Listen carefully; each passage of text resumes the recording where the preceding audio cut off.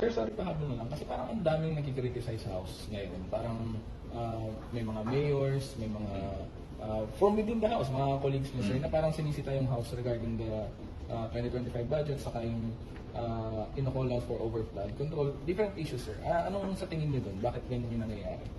Well, ayoko namang sabihin na political lang kasi nasa mundo tayo ng politika. Normal na yun.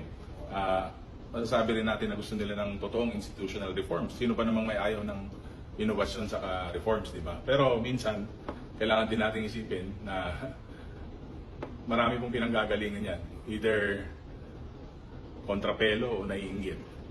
So, I leave it at that. Pero sabi ko nga, ang plano po natin, kung mag-move forward na tayo, is talagang kailangan ma-solidify yung mga reforms natin. At syempre, masatisfy din po natin yung publiko.